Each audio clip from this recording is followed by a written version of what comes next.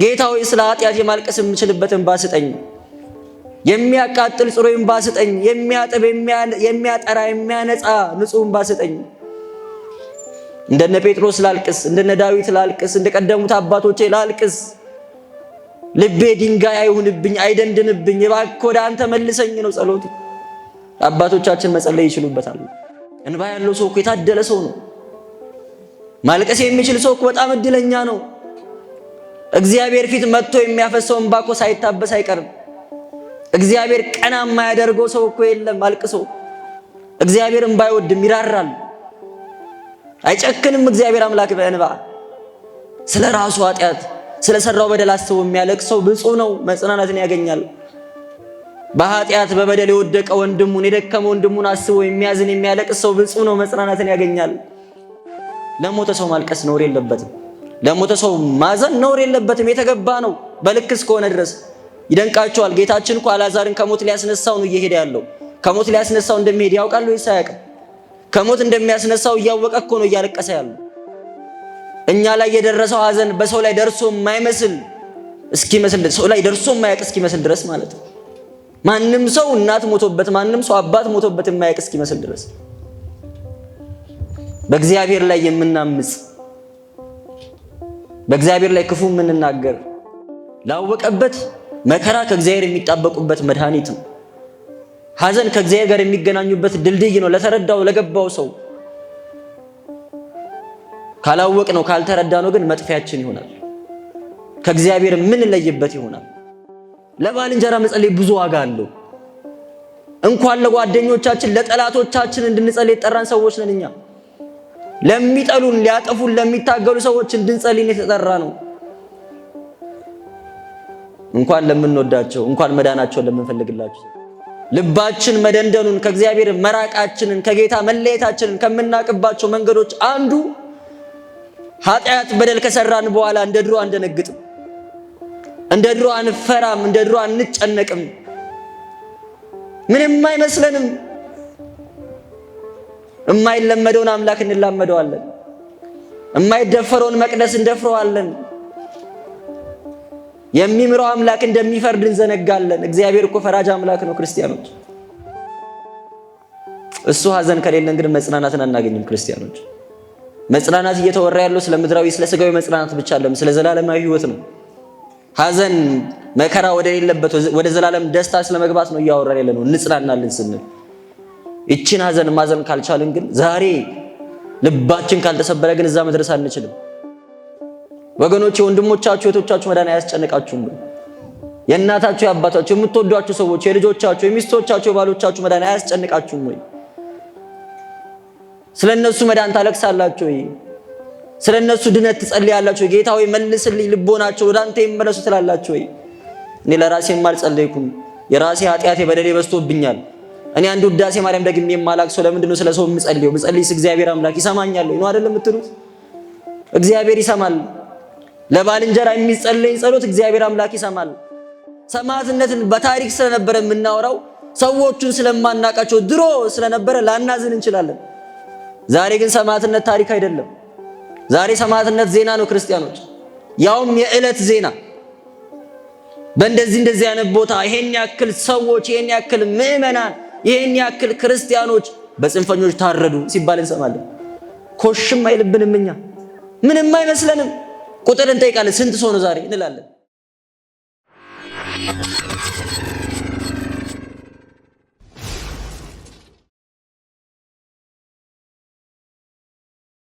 በስመ አብ ወወልድ ወመንፈስ ቅዱስ አሃዱ አምላክ።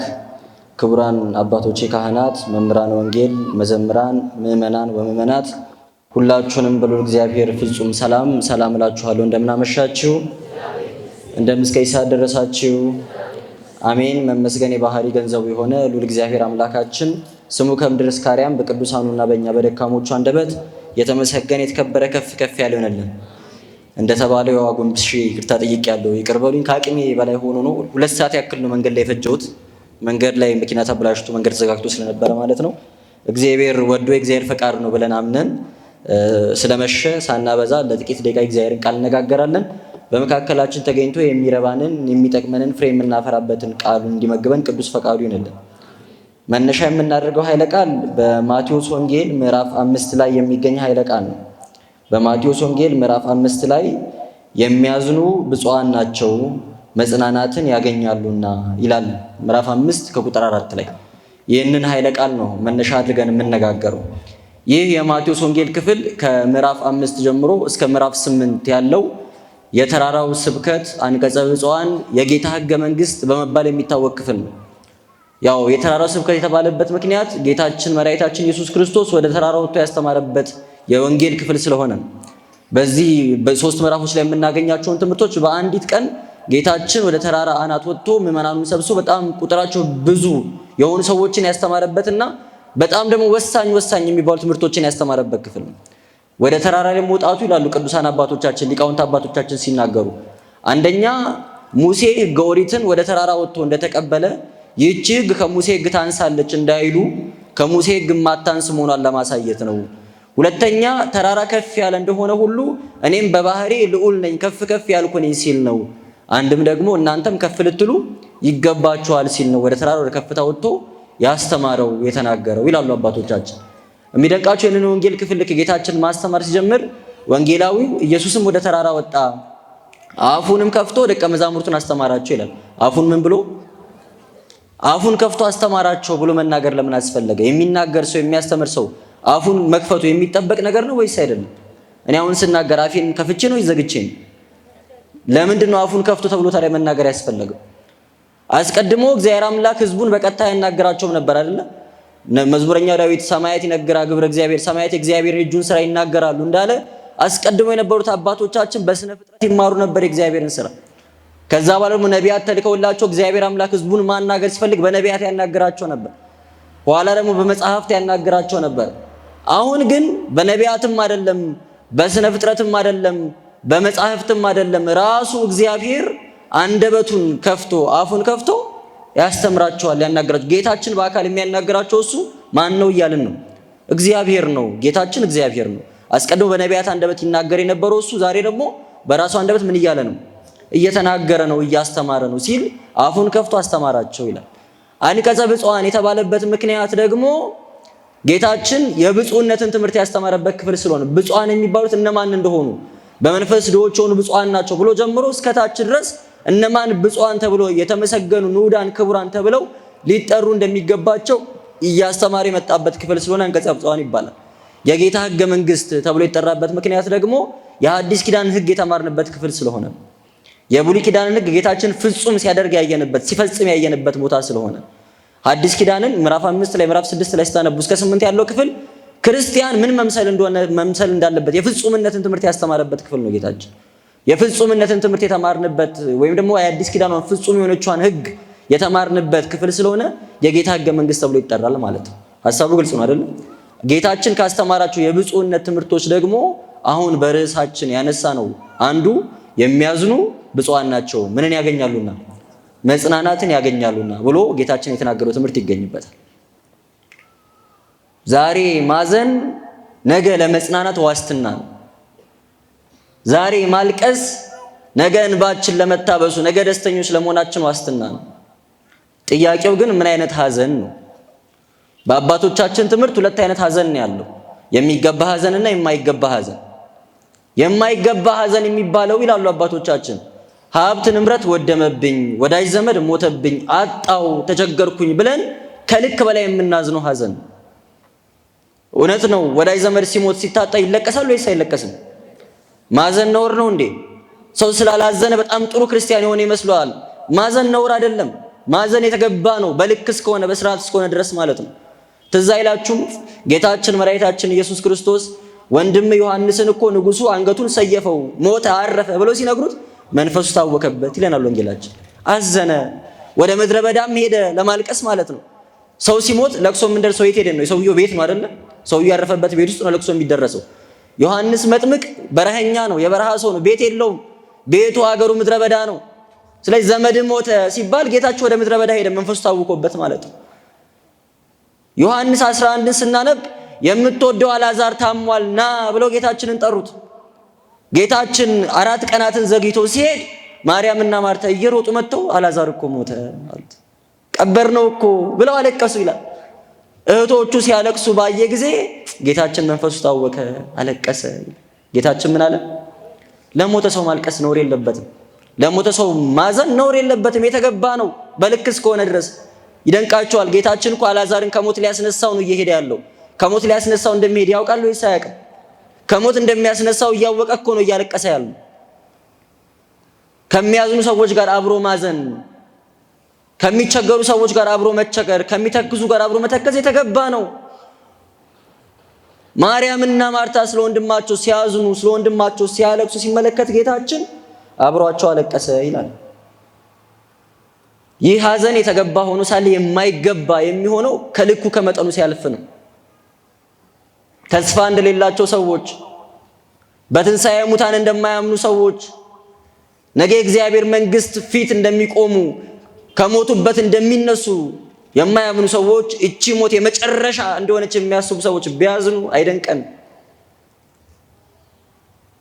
ለሐዘናችን ልክ የምናበጅለት ነገ እንዳለን ስለምናውቅ ነው። ሞት መጨረሻ እንዳልሆነ ስለምናውቅ። በተለይ ፍጻሜውን አሳምሮ ላለፈ ሰው ሞት መጀመሪያ እንጂ መጨረሻ አይደለም፣ የመልካም ነገር ጅማሮ ነው።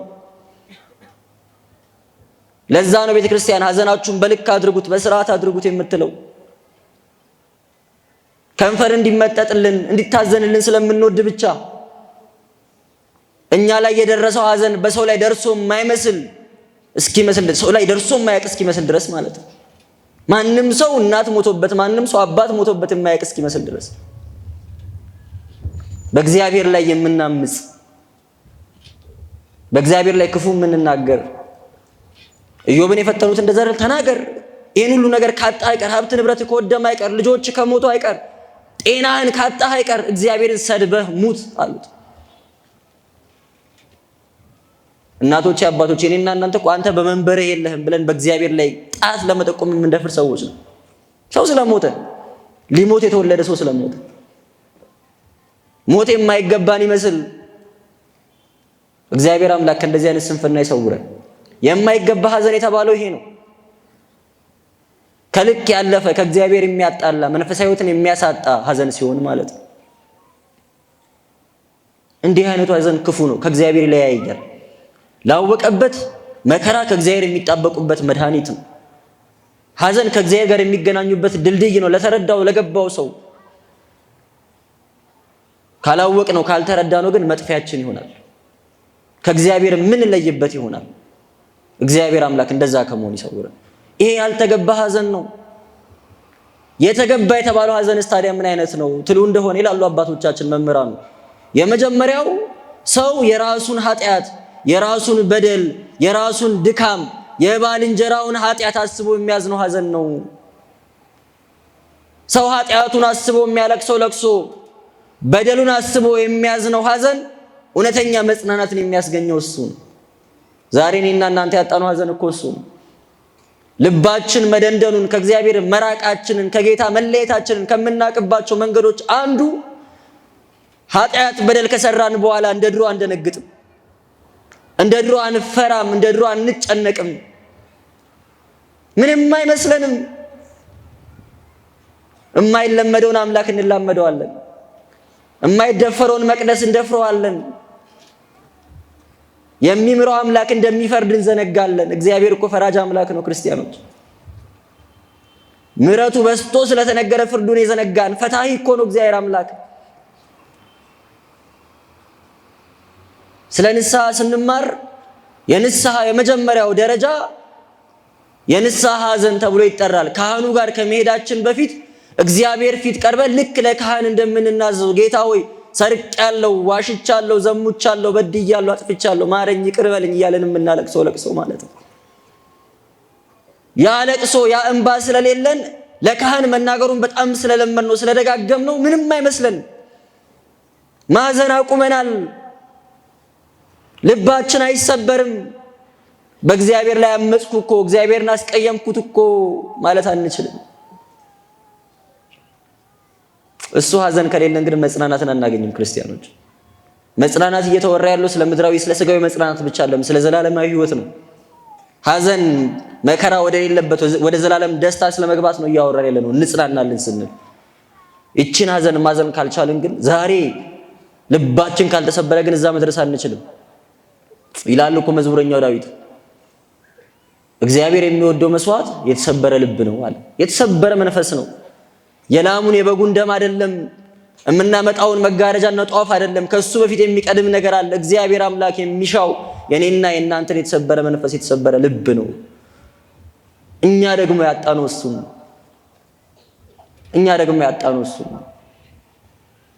ሰው ስለ ኃጢአቱ ማልቀስ ካልቻለ፣ ስለ ኃጢአቱ ማዘን ካልቻለ፣ እንዴት ብዬ እግዚአብሔር ደጅ ቆማለሁ፣ እንዴት ብዬ ፊቱን አየዋለሁ ማለት ካልቻለ፣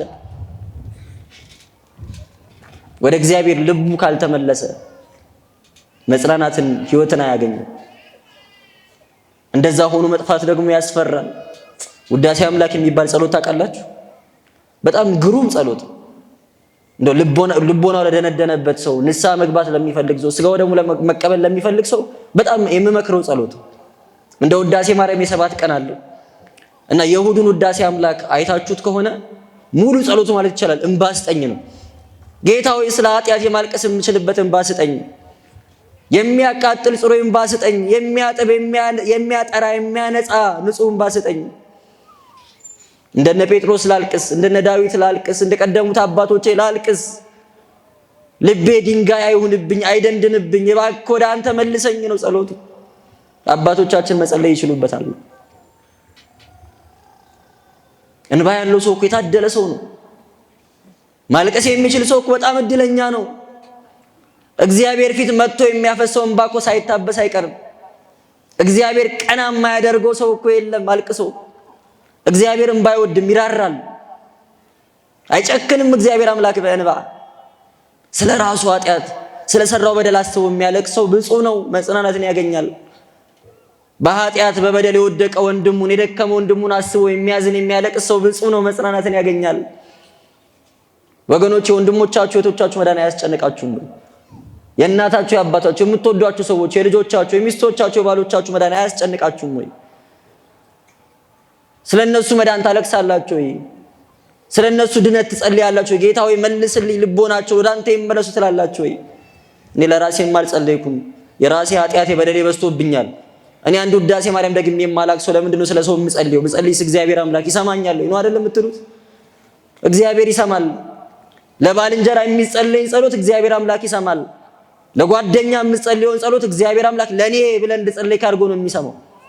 አባቶቻችን ሲመስሉ ቅባት የሚቀባ ሰው ቅባት ከሚቀባው ሰው እኩል እጁ ቅባት ይነካዋል ወይስ አይነካውም?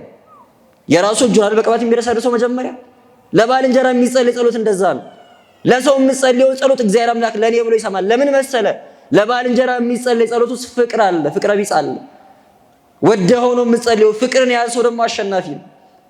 ፍቅር የማይረታው ነገር የለውም። ፍቅር ድል የማያደርገው ነገር የለውም። ለባልንጀራ የምታሳየው ርህራሄና ፍቅር እግዚአብሔር አምላክ ለአንተ ርህራሄን እንዲያደርግልህ ያደርጋል። እንዲምር ይቅር እንዲል ልቦናህን እንዲያቀናልህ ያደርጋል።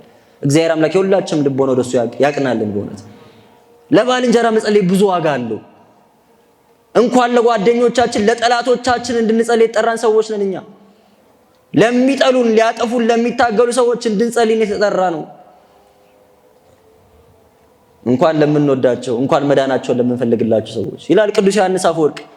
የወንድሙን መዳን የማይወድ ክርስቲያን ነው ብዬ አላስብም ማለት። ስለ ወንድሙ መዳን የማይጨነቅ ስለ ወንድሙ ድነት ለማይሰራ ክርስቲያን ነው ብዬ አላስብም። ከራሳችን አልፈን ስለ ሌሎች መዳን የምንጨነቅ የምናለቅስ ሰዎች እንድንሆን የተጠራ ነው። እኛ የመጀመሪያውን እርምጃ ስለ ራስ የሚጸለየውን ጸሎት መጸለይ ስላልቻልን ወደዛ መሻገር የከበደ እግዚአብሔር ያስችለን በእውነት።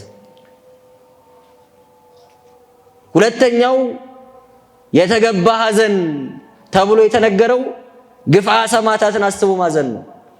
በሰማዕታት ላይ የሚደርሰውን ግፍ፣ በሰማዕታት ላይ የሚደርሰውን መከራ ሳያጠፉ ሳይበድሉ ወንጌልን ስለተሸከሙ እውነትን ስለተቀበሉ የክርስቶስ ነኝ ስላሉ እነሱ ላይ የሚደርሰው መከራ ላይ ያሳዝነን ይገባል። እውነት ነው። ድሮ ሰማዕትነት ታሪክ ነበር አይደለ? በዲዮቅልጥያኖስ ዘመን እያለ ነበር የምናወራው። በመጀመሪያዎቹ 300 ዓመታት በአመድ ግራኝ ጊዜ ዮዲት ጉዲት የምትባል ሴት መታ እያልን ሰማዕትነትን በታሪክ ስለነበረ የምናወራው ሰዎቹን ስለማናቃቸው ድሮ ስለነበረ ላናዝን እንችላለን። ዛሬ ግን ሰማዕትነት ታሪክ አይደለም። ዛሬ ሰማዕትነት ዜና ነው። ክርስቲያኖች ያውም የዕለት ዜና በእንደዚህ አይነት ቦታ ይሄን ያክል ሰዎች፣ ይሄን ያክል ምዕመናን፣ ይሄን ያክል ክርስቲያኖች በጽንፈኞች ታረዱ ሲባል እንሰማለን። ኮሽም አይልብንም። እኛ ምንም አይመስለንም። ቁጥር እንጠይቃለን። ስንት ሰው ነው ዛሬ እንላለን። ትዝ ይላችኋል ያን የኮሮና ሰሞን በየቀኑ የሟቾች ቁጥር ይነገር ነበር አይደል? በጣም አላምዶናል ከሞት ጋር። ሞት ምንም አይመስለንም። ቁጥር እንጠይቅና እንደውም ዛሬ ደህና ነው እንላለን። ዛሬ ትንሽ ነው። ወገኖች የነሱ ስቃይ እኮ ሊያሰቃየን ይገባል። እኔና እናንተ የነሱ መከራ እኮ ሊያስለቅሰን ይገባል። ዛሬ እንደዚህ አምሮብን ተሰብስበን ቃለ እግዚአብሔር የምንማረው እግዚአብሔርን በዝማሬ የምናመሰግነው ትላንትና አርሲ ላይ ከታረዱት ክርስቲያኖች የተሻለ ጽድቅ ስላለን አይደለም። እነሱ የሞቱት ከኔና ከናንተ በላይ ኃጢአተኞች ስለሆኑ አይደለም። የተገደሉት በብሔራቸው አይደለም። የተገደሉት በቋንቋቸው አይደለም።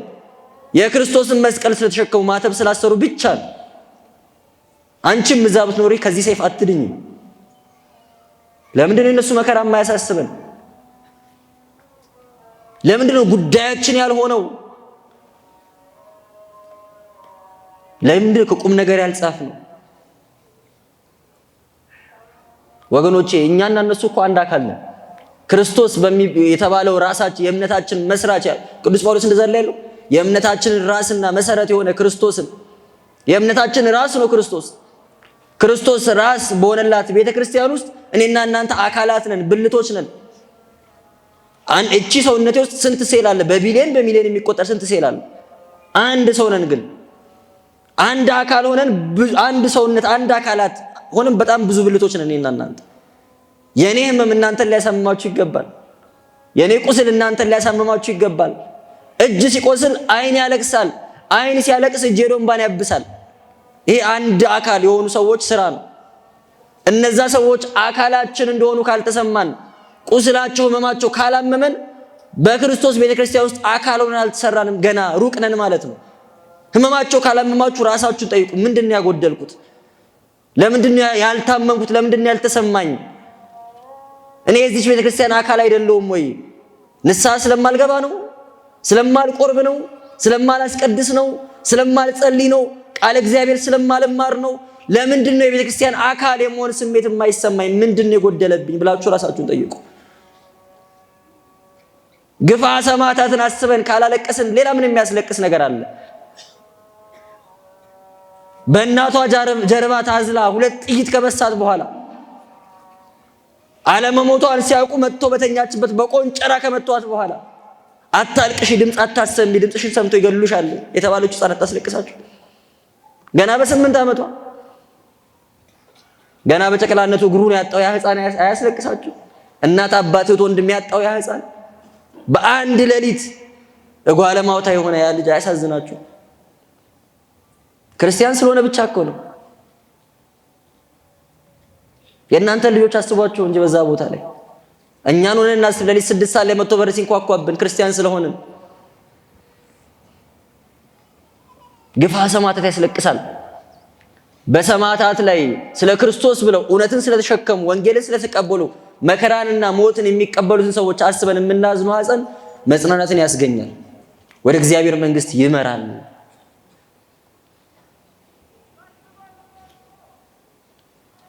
ሶስተኛው የተገባ የተባለ ሐዘን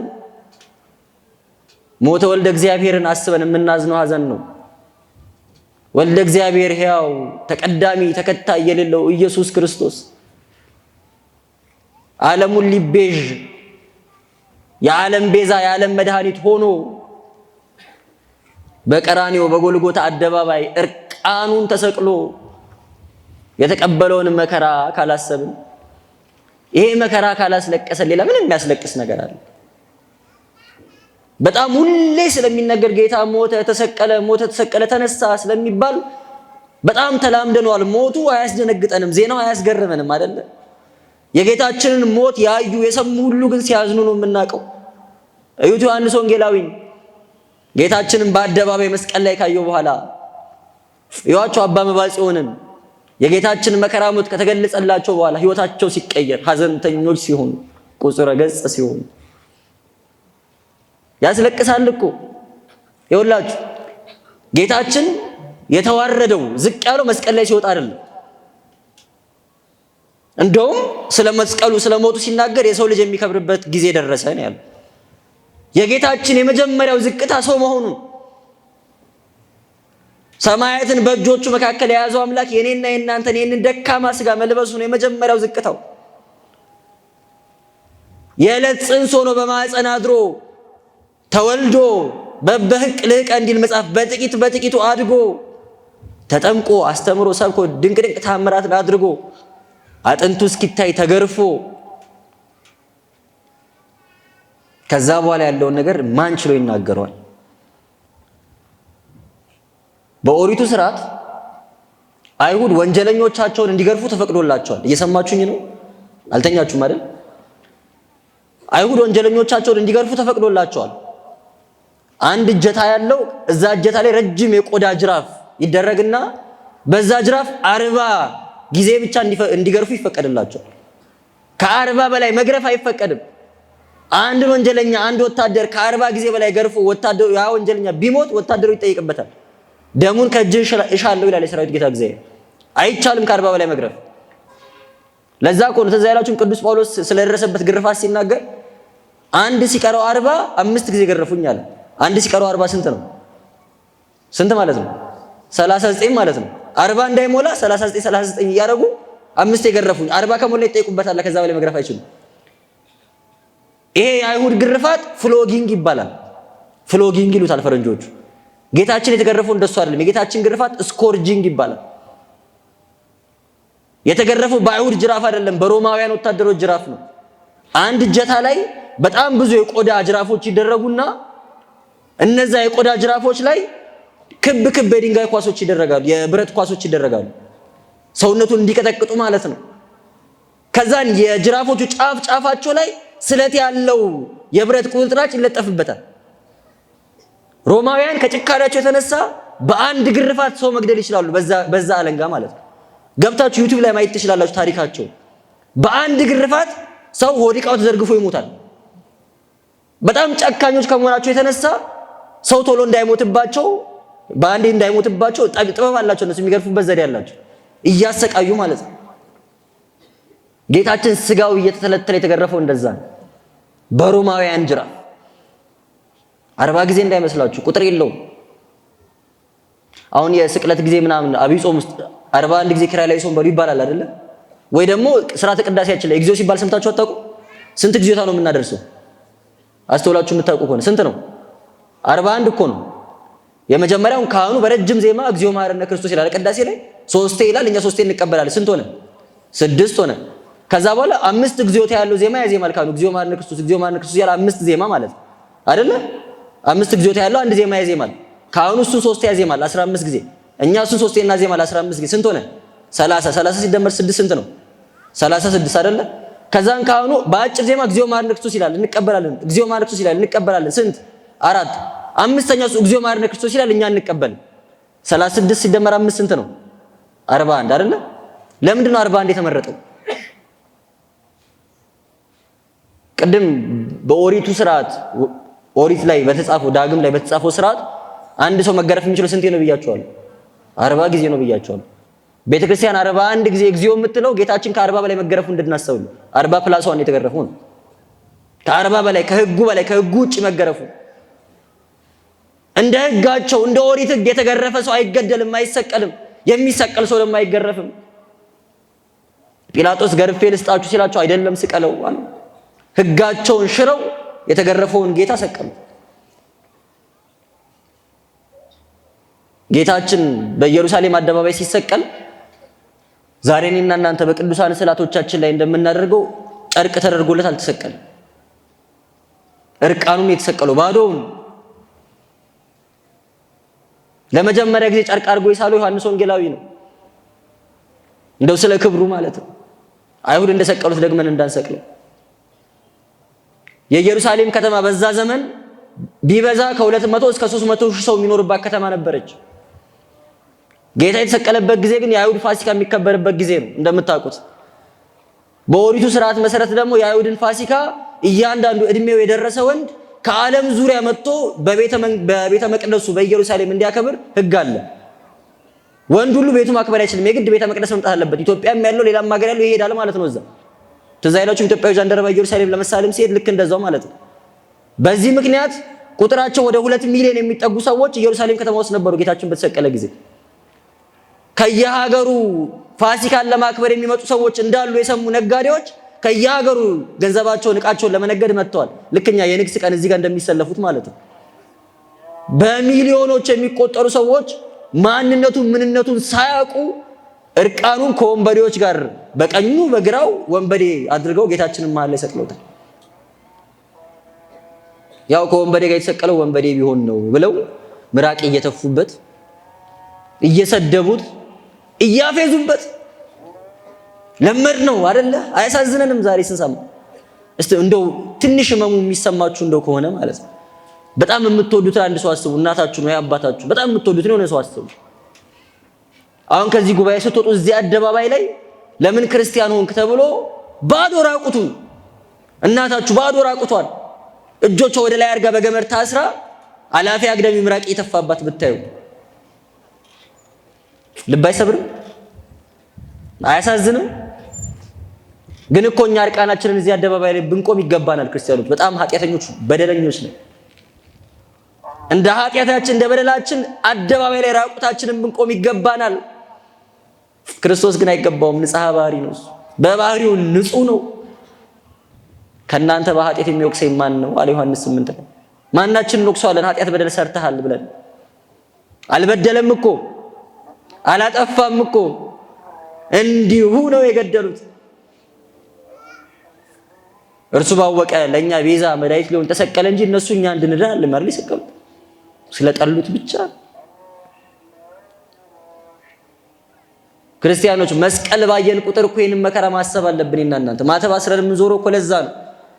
ልክ ኃጢአት ልንሰራ ስንል ማተባችንን አይተን ክርስቶስ እኮ ለኔ መከራን የተቀበለው እንዲህ በኃጢአት እንድረክስ እንድቆሽ አይደለም ማለት እንድንችል እኮ ነው። እንኳን መስቀለኛ መንገድ ስናይ ክርስቶስ እንድናስብ እኮ ነው።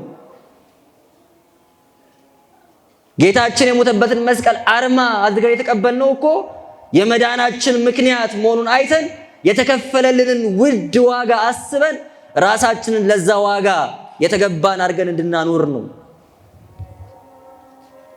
አሁን ወደ ቤታችሁ ስትሄዱ ከኪሳችሁ ሊያልቅ የደረሰ ስክሪፕቶ ጭቃ ውስጥ ቢወድቅባችሁ ብላችሁ አልፋችሁ ትሄዳላችሁ አይደል? ከጭቃ ጋር ትነካኩ። 100 ሺህ 150 ሺህ አውጥታችሁ የገዛችሁ በጣም ውድ ስልክ ቢወድቅባችሁስ የራሱ ጉዳይ ብላችሁ ትሄዳላችሁ? እንሄዳለን እንዴ? በእርግጥ የዚህ ሰፈር ሰዎች በጣም ሀብታም ነጋዴ ምናምን ብላችሁ ሰምቻለሁ። ልትሄዱ ትችላላችሁ፣ ግን እኛ አንሄድም። በነጠላችንም ቢሆን አንጠልጥለን ውድ ነው የተከፈለበት ዋጋ ውድ ነው፣ በቀላሉ አይተካም። ለኔና ለእናንተ ነፍስ የተከፈለው ዋጋ እኮ የክርስቶስ ደም ነው። በምን እንተካዋለን? ኃጢአት ውስጥ ቆሻሻ ውስጥ ሲወርቅ እንዴት ዝም ብለን እናየዋለን? ክርስቲያኖች ተንቀልቅለን ማውጣት አለብን እኮ። በውድ ዋጋ የተገዛው ሰው ነኝ እንዴት እንደዚህ ረክሳለሁ ማለት መቻል እኮ አለብን። እውነት ነው፣ ድካም አለብን፣ እንበድላለን፣ እናጠፋለን፣ እናስቀይማለን።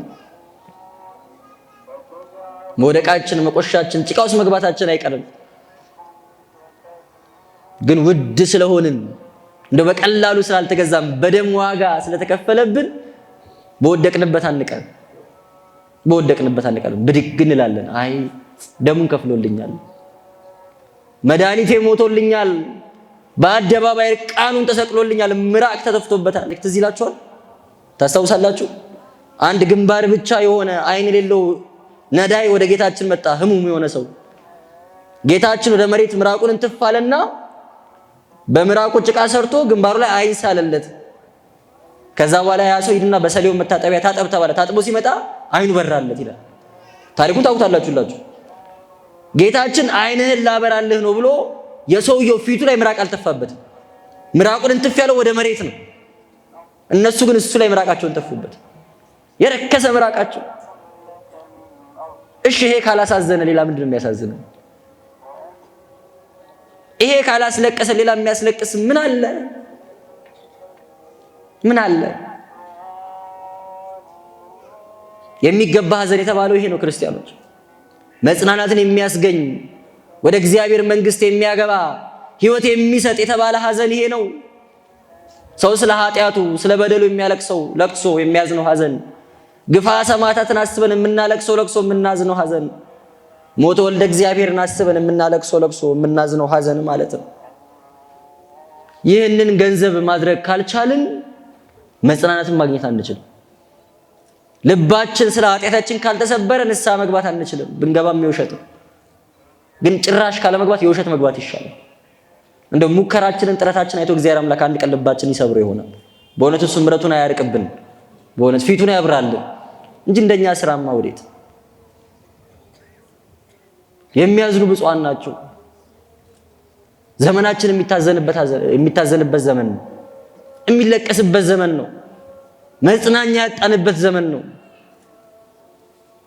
በተኩላ ተከበናል። ዕለት ዕለት እንጠቃለን። እረኞቻችን ምንደኞች ይሆኑብናል። እኛም ደግሞ ጥጋበኛ እንሆናለን። ለመጠበቅ አንመችም። ቤተክርስቲያን ትማጸናለች፣ ዕለት ዕለት ትለምናለች፣ ኑ ትላለች። እኛ በአካል እዚህ ቦታ ለመገኘት ስንት እንለመናለን። ከተገኘን በኋላም ከደጅ እንመለሳለን። እዚህ መቅደሱ ገብተን የሚፈተተው ምስጢር ለመሳተፍ ለመቀበል ፈቃደኞች አይደለም። እንዴት አድርጎ ይማረን። ዛሬ ቤተክርስቲያን እንደዚህ ስትታመስ እንዲመከራዋን ስታይ ጌታ ሆይ ፍረድ ብለን ለመጮህ ራሱ እኮ አቅም አጣን። ሲፈርድ አይመርጥም እሱ። ድሮ ወይ ውረድ ወይ ፍረድ የምትባል የሆነች ግጥም ነበረች አለ የአዝማሪ ዘፈን። ወይ ውረድ ወይ ፍረድ የምትል ወይ ከስልጣኑ ውረድ ወይ ደግሞ በበደሉ ሰዎች ላይ ፍረድ ማለት ነው። ችግሩ ምን መሰላችሁ? እግዚአብሔር ሲፈርድ አይመርጥም። ኃጢአተኞችን የበደሉን ሰዎች ሊያጠፋቸው ከመጣ እኔና እናንተም ኃጢአተኞች ነን። ንስሐ ገብተን አናውቅም። እኛም ነን አብረን የምንጠፋው። መች ቆረብን? መች ዳንን? እኛስ ለዛ እኮ ነው ወደ እግዚአብሔር መጮህ ያቃተን፣ ማረን ፍረድልን ማለት ያቃተን። እኛ ኃጢአተኞች በደለኞች ሆነን እኛ እዚህ በምንሰራው በደል ደግሞ እዛ ያሉ ንጹሃን ክርስቲያኖች ያልቃሉ። ህዝብ ክፉ ሲሆን ክፉ መንግስት ይነሳል፣ ክፉ መሪ ይሾማል፣ ክፉ ካህን ይሾማል። ህዝብ መልካም ሲሆን መልካም መሪዎች ይነሳሉ፣ እረኞች ይነሳሉ። ወደ ራስ መመልከት ጥሩ ነው ክርስቲያኖች። ሰማዕትነት ጥሩ ነገር ነው። በጣም ብዙ በረከት ያለው ነገር ነው። ሰማዕትነት ግን በእምነትና በጽናት የሚፈጸም ተጋድሎ ነው። ዛሬ የምናየው ሰማዕትነት በእኔና በእናንተ እምነት ሳይሆን በእኛ ስንፍና የመጣ ጉዳይ ነው። ሰማዕትነት በስንፍና ሲሆን አያሳዝን? ራሳችንን አክብረን ቤተክርስቲያንን ማስከበር ስላልቻለን ነው። የእምነታችን ውጤት አይደለም፣ የጽናታችን ውጤት አይደለም፣ የስንፍናችን ውጤት ነው። እግዚአብሔር ልቦና ይስጠን። በእውነት ያን ቃን አዚምን ማን እንደጣለብን አይታወቅም። በእውነት ከባድ አዚም ወርቆብናል። እግዚአብሔር ቸርነቱን ምሕረቱን አያርቅብን። ስለነበረን ጊዜ ሁሉ እግዚአብሔር አምላካችን ስሙ የተመሰገነ ይሁን። ወስብሐት ለእግዚአብሔር። ይቆያል።